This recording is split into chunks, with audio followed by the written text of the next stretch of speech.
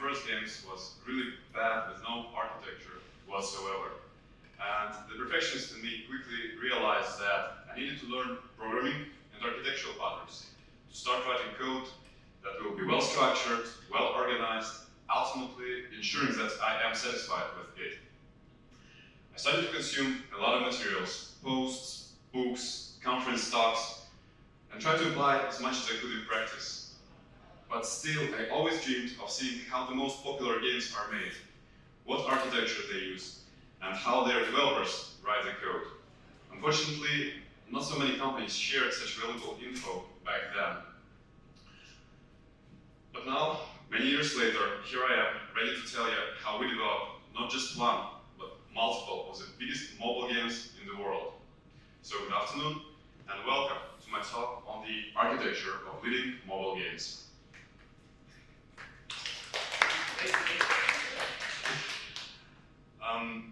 Glad to see all of you that you are interested in the architecture of big mobile games, as I am. And who works with Unity here? All right, great. Any other engines? In the past. Okay. Even though the framework itself is engine agnostic, so even if you work with other engines or used to work in the past, this experience might be valuable to you. And you're in the right place for the next 30 minutes to learn what challenges we face while working on our games and how we solve them. My name is Alexey Merzlikin. I'm a game developer with more than 10 years of experience. I work at Playtika as a tech lead on one of the top grossing games. What is more, I have been working on multiple mobile casual hits throughout my career, and I'm the author of GameDev.Center. Go check it out after the talk to learn more about performance, optimization, and good coding practices.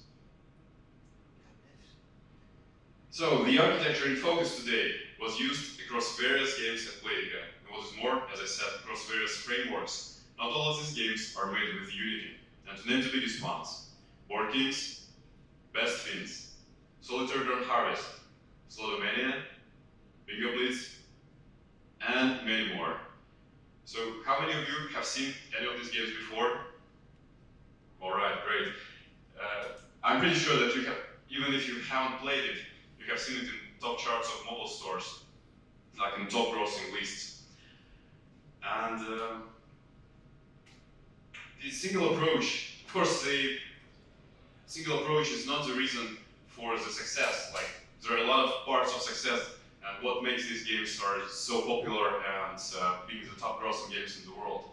But still, the single approach allows us to grow the expertise and share it a lot easier and apply it to new projects, making the development process a lot more effective and share the experience of other projects with other studios so they can bootstrap their development a lot faster. And here are the metrics of our game, Solitaire Dawn Harvest, in 2023 to show you the high pace of development. More than 40 people pushing changes to the client repo every single day. 50 new features were added last year. We got one release every 2 weeks for many years. And what is more, between every release cycle, we have from 1 to 3 technical releases to test new functionality on smaller audience. All of our major features utilize dynamic assets and can be easily reskinned for every event. And talking about events, we have an incredible live ops, providing new events to our players daily. Now let's talk first about what is a good architecture. What architecture can be considered good? Anyone? Scalable, extendable, easy to understand. Amazing. It's very crucial and great point. So who thinks that architecture should be scalable? All right, great. And who thinks that good architecture should be a bunch of singletons, resulting in a very simple structure with no over-engineering? Depending on business needs. You know everything already. Because any architecture ends like this anyway.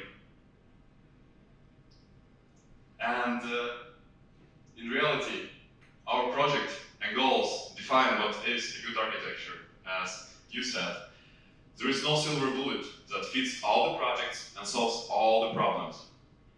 A product prototype for a game jam or a hyper-casual game would have absolutely different requirements to the architecture compared to a PC real-time strategy game or a content-heavy mobile game that is scaling to production and is expected to be growing for many, many years. So why do we need a good architecture for our games? Playing as long-standing, top-grossing games highlights the need for continuous player engagement through regular content updates with new features, meta changes, and more content. And as game developers, we all strive to create immersive and engaging experiences for our players. But as the complexity and dynamic nature of games continue to evolve, we're all faced with challenges when it comes to managing large amount of modules and keeping the code scalable, maintainable, just as you said, allowing collaboration in big teams, and managing the growing complexity as game evolves. And that's where architecture comes in.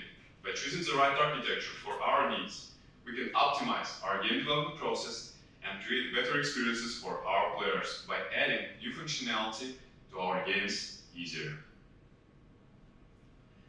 And today, I want to introduce you to the hierarchical modular controller architecture and how it helps us to maintain and grow various games. The controller tree is a key component of HMVC, and it helps to manage the data flow in the game. With this approach, we are able to create more complex games and facilitate collaboration of many developers. And HMVC is an extension of traditional modular controller architecture and offers a more robust and flexible solution to the challenges faced by developers while working on complex systems by delegating tasks to child controllers, each of which is responsible for a specific part of the application. And instead of having many entry points, like in traditional MVC, where different systems depend on various separated MVC triads, we have a single entry point into the game.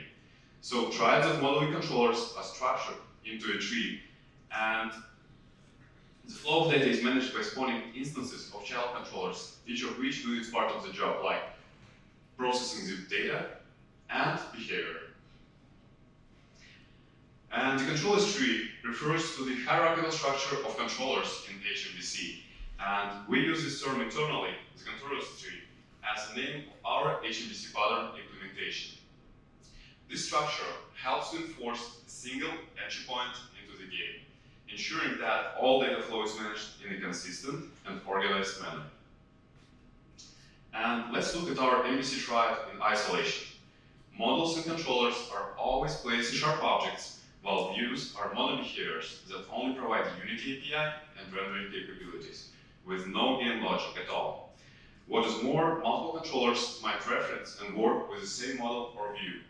It means that we don't create a separate type of model and view for each controller. And we even have a lot of controllers that don't have any view at all. For example, the controller that makes a server request and then updates the model without any UI indication. And let's dive into the controller tree with the example of another game, Board Kings. Raise your hands who have played this game. All right. Oh, 2 players, amazing. And I hope that you also donated in our game. And for all those who don't know, Board Kings is an online game. And in that game, you build your own board, and you can also visit friends to help them build their board or to destroy it. We also have a lot of stuff to collect, like idols, buildings, stickers, dice, and many more. And we also provide a rich metagame with live events being opened to our players daily. And we also have a lot of mini games. For example, the Steel mini game that is a classical example of Big 3 game in which you have to guess where the biggest prize is, and it is launched in a separate scene.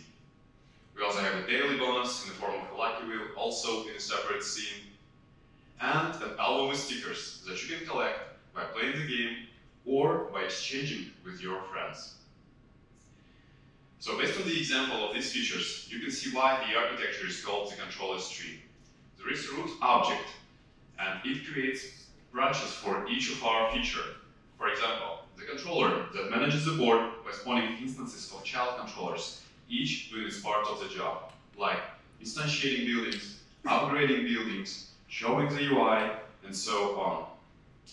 And the board right now also starts the still minigame branch, because the only way to trigger that minigame for now is to step on the special minigame tile on the board. And the beauty of this approach is that only one controller is needed to handle the whole still minigame flow. And it does its job by spawning instances of child controllers and delegating the flow and behavior to them. So with minimal effort, we can decide giving out the still minigame as a reward and just start it in another branch. In that case, it will be collect rewards pop-up. And that's it. Each controller encapsulates also game object's lifetime by instantiating, using, and then destroying acquired game objects. And of course, we use pooling for frequently used game objects to avoid excessive garbage collection if we will just destroy every object all the time. And raise your hands if one of the top crashes in your game is due to out-of-memory exceptions. All right. Actually, it's a very frequent case, and in many cases, the reason for it are resources that are not properly managed. However, each controller in our approach manages resources lifetime. We load built-in and dynamic asset bundles in runtime only when needed, and unload them right away after being used to reduce memory consumption. And we also have the tree viewer in the editor. This tool provides the tree visualization and easier debugging by showing each controller that is currently active in the game. And here's how the still minigame looks next to its tree. There are multiple controllers that are active all the time on the board. For example, one of them listens to the event of the player stepping on the special minigame tile. And once the minigame is triggered, multiple controllers start, and the branch continues to grow as subsequent game logic is executed. So I roll the dice and step on the special minigame tile to trigger it. And I would like to pay your attention to see how controllers encapsulate async logic, and they disappear from the tree once they finish their job. And when the whole minigame flow is over, all controllers are removed from the tree, and we left up with 4 that were left there initially. And all resources that were used for this game are unloaded. Now let's get even more technical and dive into the implementation details. Controllers are the entities that drive the game flow, and we got 2 types of controllers. The first one is controller base. Its life cycle is managed only by its parent. It stops when the parent stops or due to an exception. And in this approach, when any controller is stopped, all of its children are being recursively stopped and disposed to. Example of such controller can be the controller that listens to the event of the player stepping on the special minigame tile. It will be active all the time while its parent, the board controller, is active. And the second type is the controller with result. It extends the base one, but has a result that is returned back to the parent when it finishes its job. As an example, it can be a login controller that makes a server request and returns data. After data is returned, the controller is stopped. This type encapsulates an async operation. And another example can be the whole still minigame controller. It will load resources and it will stop once the flow is over and unload all resources. Controllers are synchronous, so the result can be awaited using task or unit task depending on the implementation. And our experience, as well as controllers tree evolution inside the company, shows that the simpler the controller's API is, the better the architecture, and it's easier to use overall. These are the main methods of controller's API, and they all use the internal access modifier. And in C#, internal means that it is impossible to invoke initialize, start, stop, and dispose from outside the controller's tree package. And we don't have any public methods at all. Of course, there are multiple hacks how can you invoke the internal code, but we strictly restrict it. And we also restrict creating controllers via constructors and saving their instances. So the only way to start a new controller is to use the protected method execute. And protected means that it can only be invoked from inside another controller, so that all new instances of controllers are inside the tree structure and will be correctly processed when one of its branches or the whole tree is being stopped. And the only exception to this is the root controller that is created in the app's entry point, and it must have some public methods so that it can actually be created from outside of the tree and start the tree itself. And execute encapsulates the controller's lifecycle and uses all internal methods under the hood, like initialize, start, stop, and dispose. This approach allows to eliminate cases when developers misuse the API and create controllers that are not stopped or disposed correctly. So the single method leaves no space for a mistake. And the root controller itself is created in the app's entry point, and its responsibility is to start a tree and delegate the flow to high-level feature controllers. And here's how we use it in code. We just simply create a controller by using execute and wait result xc, and we await the result of login sequence. After login sequence is finished, we create a base controller that in turn initializes groups of high-level feature controllers. And that's it. That's how the tree grows, by delegating the flow to child controllers. Let's talk about advantages this approach brings us. The controller tree enforces a single entry point into the game, ensuring that all data flow is managed in a consistent and organized manner. A new controller can be created only inside the single existing tree.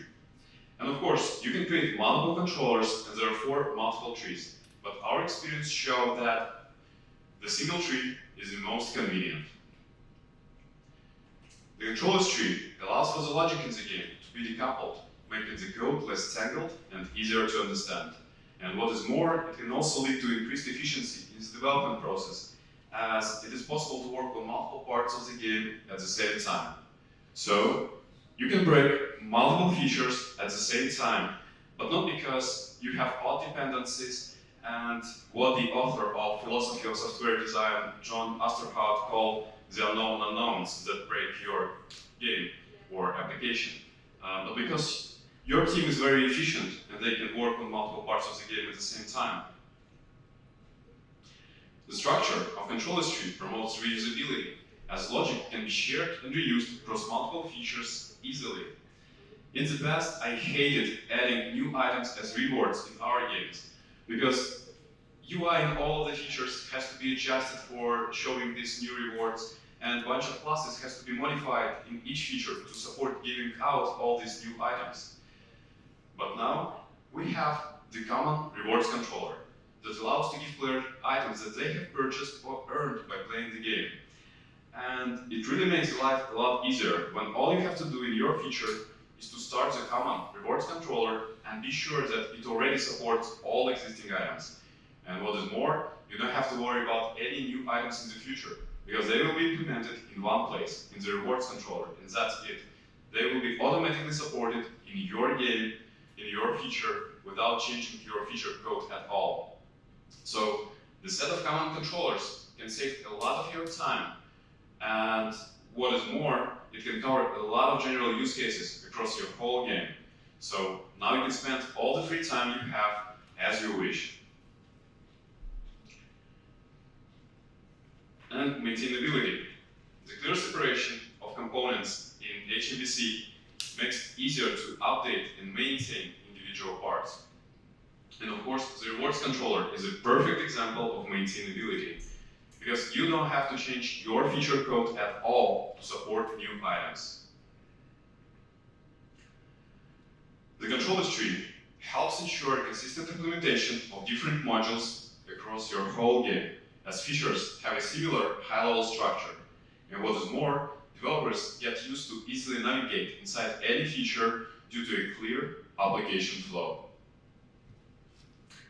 We talked about crashes before, and the controller's tree correctly aligns with the resource acquisition is initialization pattern. And the basic idea behind this pattern is to tie the lifetime of a resource to the lifetime of an object. And when any controller is stopped, all of the resources are automatically released. And it helps prevent resource leaks, which might occur when developers forget to release a resource or an exception happens before the resource is released. By using this pattern, we can ensure that all resources are properly managed, even in the presence of exceptions. And that's where we are going now with no crashes in our games. And by the way, we have crash rate of 6 times less than our competitors. And talking about exceptions, you can use try-catch statements at any layer of the tree, giving developers full control of where to stop a particular branch in case of exceptions. And paired with the previous point, we can be sure that when any controller is stopped due to an exception, all resources loaded by it or its children will be correctly processed and disposed, so the cognitive load on developers is lower. And raise your hands who have used dependency injection frameworks in your games. All right, great. And how many of you have had issues with long startup time because of it? All right.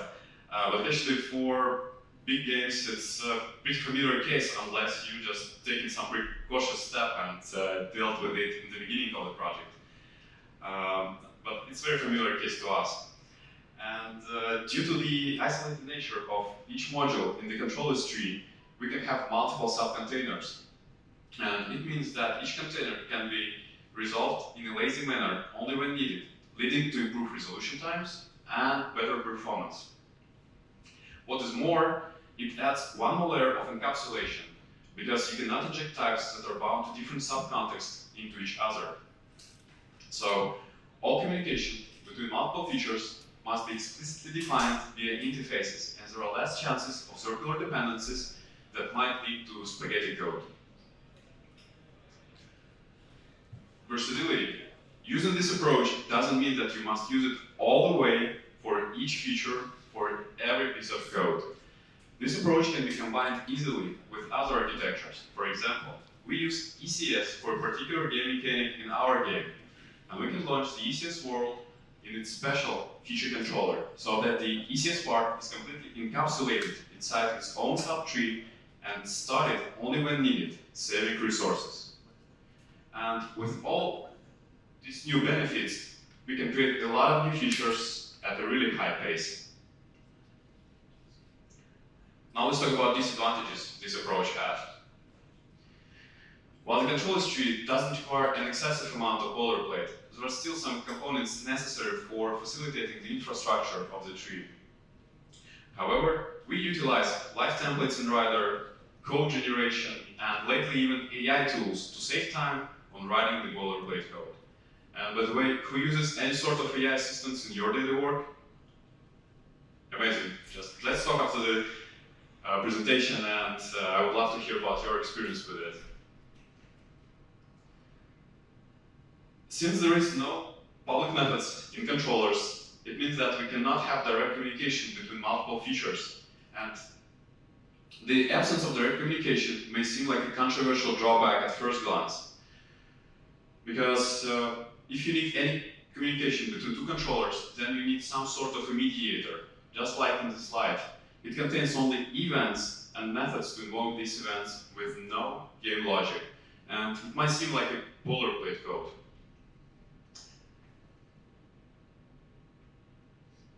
Okay. On the other hand, creating such mediators allows for the thoughtful consideration of dependencies. And additionally, if we were to allow direct communication, then it would be necessary to inject controller instances into each other, leading to other architecture issues. For example, like binding some controllers as singletons, making them less flexible, and blocking the ability to start multiple controllers of the same type in parallel. Also, it also means that all communication between multiple features must be explicitly defined via interfaces, and it will be strictly limited via code review and assembly definitions to prevent circular dependencies that might lead to spaghetti code. Nevertheless, it's worth noting that this is a significant restriction of this architecture, and its controversial nature cannot be ignored.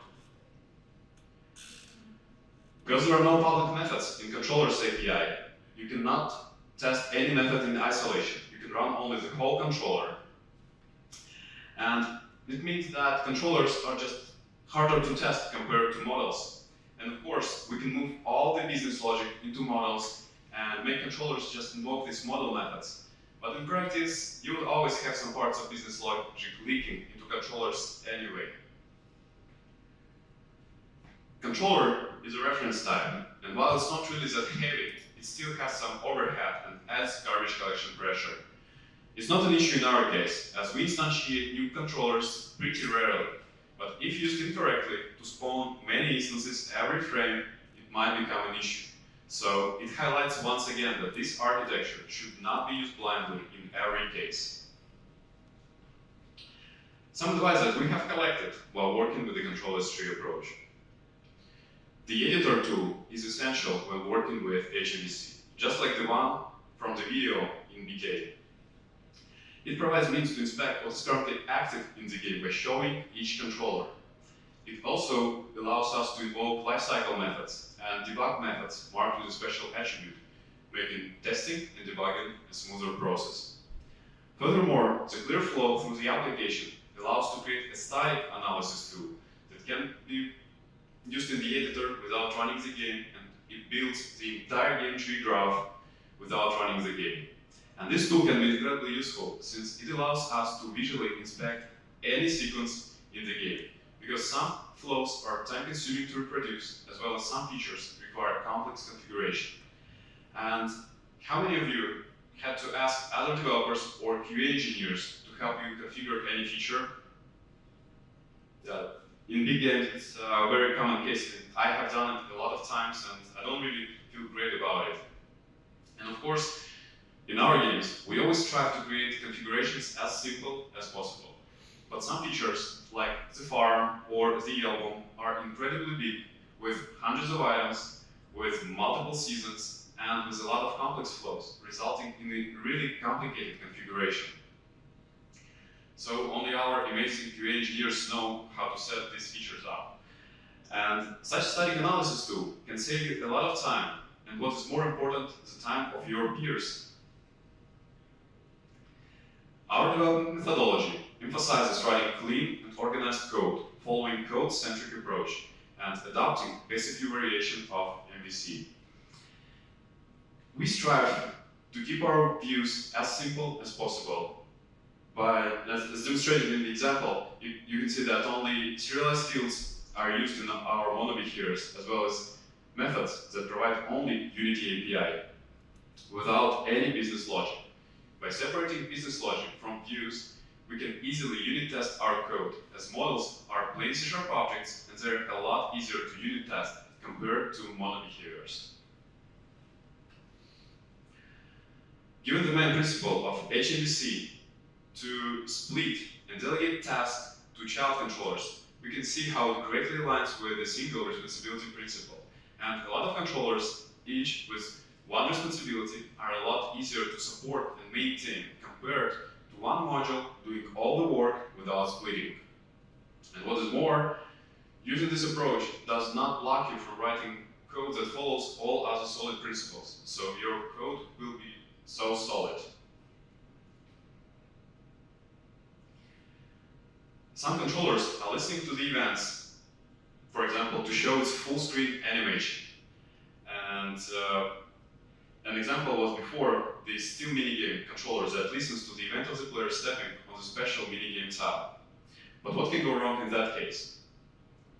Multiple features listening to the same event to show its full screen animation. And we definitely don't want them overlapping like on the slide. So the mechanism is needed to control what is currently being active on the screen. And we got multiple solutions to this challenge, and they highly depend on your project specifics.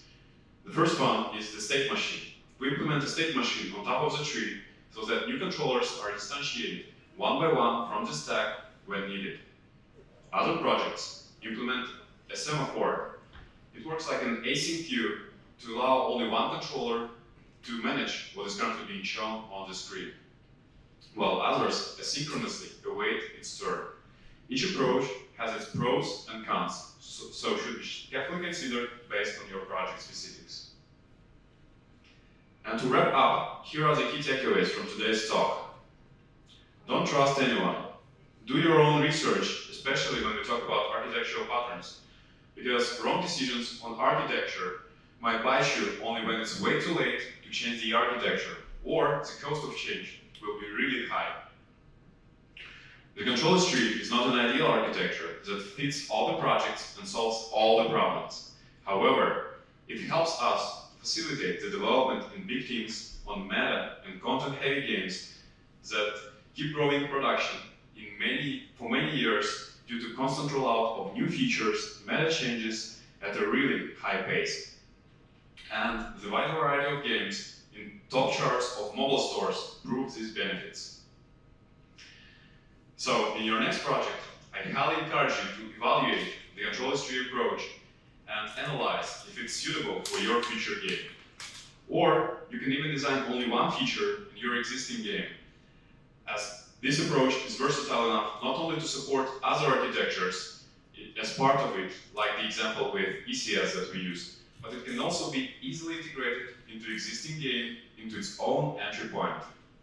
And we have multiple examples of games where big and successful games were refactored into the controller tree, one small step at a time, refactoring old features and writing new features that completely follow this controller tree approach, while still being able to release a new update every 2 weeks for many years. And I would be happy to hear about your experience. So let's connect. It would be great to see other types of projects that benefit from this architecture. And also, let's meet up at the party today or after the talk. I would love to hear about your games, your architectures, and your workflows. So thank you very much, and have a very, very great rest of the conference.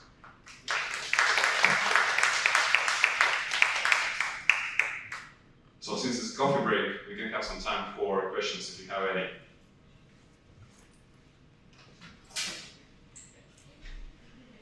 All right, thank you.